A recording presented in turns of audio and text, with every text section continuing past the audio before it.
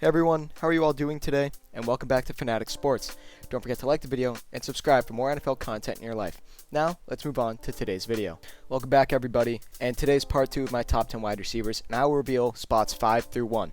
To sum up 10 through 6, I had Jarvis Landry, Chris Godwin, Keenan Allen, Amari Cooper, and Devontae Adams. Now, let's get straight into it. For the first spot in this video, I have Odell Beckham Jr.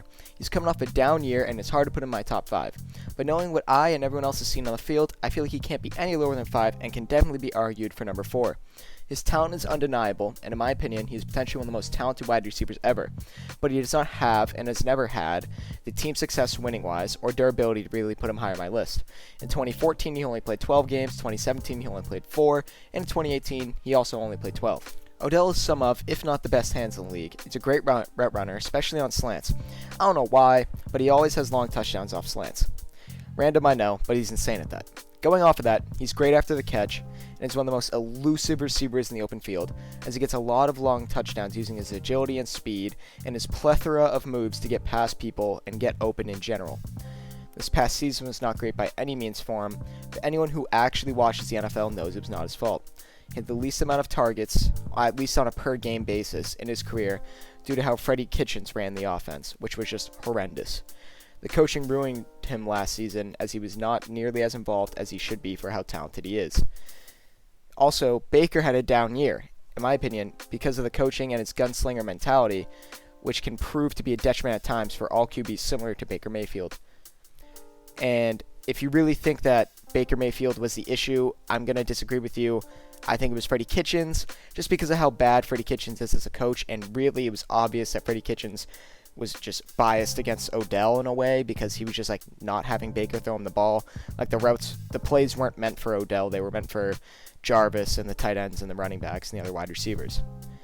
So to conclude, it was really hard for Odell to have a great year for Cleveland, because of the nature of who the Browns are and always have been. Maybe will continue to be with their coaching and quarterback play. For number 4, I have Tyreek Hill. A kind of controversial pick. Although some may argue how skilled he really is, I'm here to counter that argument. I feel as if Hill's speed and deep threat ability alone can make him elite, and it has. For someone that is 5'10", he's great at jump balls deep down the field, as he can manipulate his body in front of people and just snag it while the defender is in no position to make a play. In 12 games last season, he had 58 catches on 89 targets for 860 yards and 7 touchdowns. And he also had a great Super Bowl, burning Sherman in the 49ers secondary for 9 catches, 105 yards, and that one big play that basically won the Chiefs the game. Besides the Super Bowl, he played great for the Chiefs his entire career.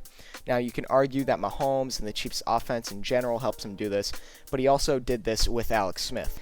I do feel it is his talent and that great offense to make him dominate opposing team secondaries. Obviously, it's the mix of both, because if you're talented but on a bad offense, it's going to be hard for you to do something great, kind of like Devontae Parker with the Dolphins.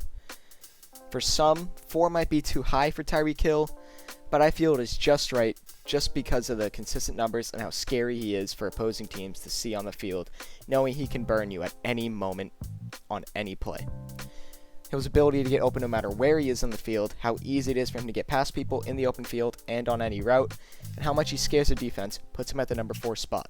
For number 3, I have Michael Thomas. Yes, I know, his numbers are incredible, but that is not the whole story. In the Saints offense, it is an offense that caters to targeting the number 1 wide receiver a lot. And he also isn't the best at running routes and going deep down the field. His limited route tree is what keeps him so, quote, low for me, but I can definitely see why people have him at 1 or 2. However, he is still top 3 due to the statistics he produces and receiving records he has broken.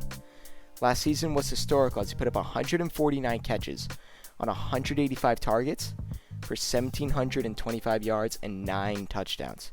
Similar numbers to the likes of Antonio Brown and Julio Jones in 2015 and Calvin Johnson in the year that he broke the receiving record. He also has one of the best QBs ever with Drew Brees, and they finally have a wide receiver 2 with Emmanuel Sanders, which will cause his stats to decrease next season, or you can make the counter argument that it will cause it to increase because they'll have to focus on the Emmanuel Sanders as well as Michael Thomas.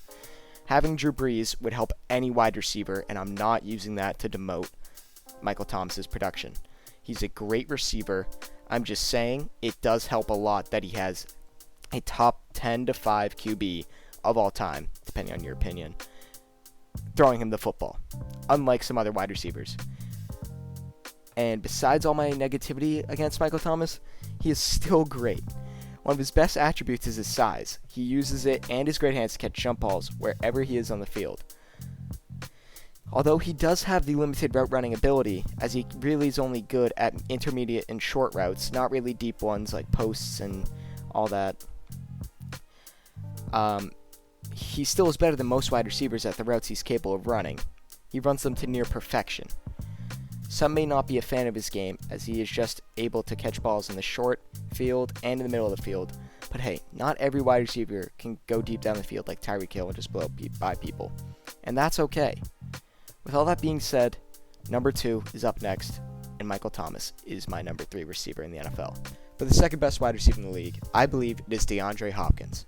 Hopkins has an uncanny ability to do whatever he wants on the football field. He wins nearly every jump ball thrown his way and has to be doubled every play on defense.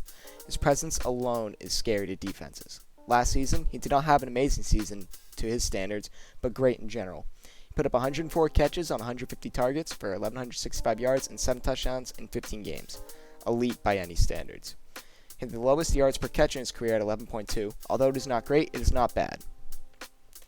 Hopkins can run any route you ask of him, and the way he has played through his entire career with 4,000 quarterbacks is just insane. He even makes fun of the fact that he has had so many QBs since he's in the league. He can't even name all of them. DeAndre Hopkins has been dominating his whole career, even spending some of it as a wide receiver 2 next to Andre Johnson. He can do anything asked of him by his coaches and quarterbacks, as he can run every route in the field and can catch any ball in his general vicinity, which is not something all wide receivers can do well, especially to his level.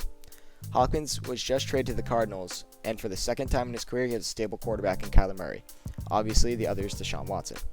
I could see him being a first-team All-Pro again, and potentially leading the Cardinals to a top 5 passing offense next season.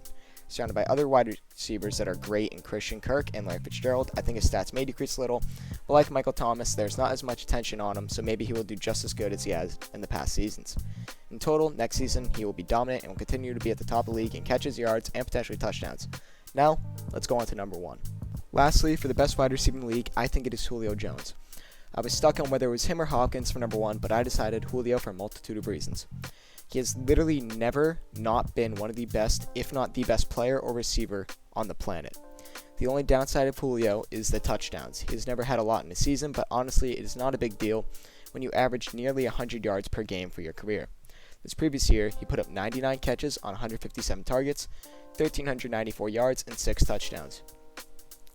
He has had historic seasons in the past, coming in second all-time in receiving yards in his season, to 1,871 in 2015. Julio literally catches every ball thrown near him. Ask Malcolm Butler, Eric Rowe, and Luke Kuechly. Those are some of the best catches I've ever seen, and he can do that on a regular basis due to his size at 6'3" and his huge hands that he just uses to grasp balls out of a defender's airspace. It is near impossible to defend Julio due to how good he is at everything that wide receivers are asked to do. He can run every route, he's very fast, especially for his size, and he never drops a ball. His speed at his size is really what is most remarkable to me, as he ran a 4.39 40, which for being 6'3", and even in general, is just fast. Obviously, it's not Tyreek Hill speed, but not everyone needs to be that to be considered blazing fast. Also, his release off the line is elite and is near the top of the chain in terms of how easily he gets by people with that quick release and ability to just ignore press coverage. He's never really been on a winning team, as he has only made the playoffs 4 times in 9 seasons, making the Super Bowl 1 those years. 28-3, just going to say that. But hey, he played great in that game, and it was not his fault that the team lost. It was Shanahan's fault, but he's a great coach, but does not know how to kill clock, even with a team that's great at running the football.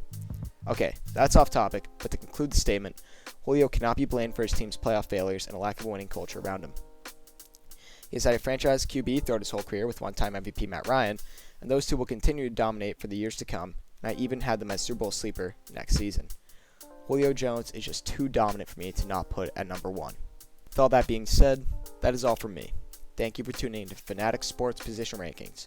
Hope you all liked the video, and if you did, please hit the subscribe button. It takes 2 seconds. Thank you all for watching. Have a wonderful day.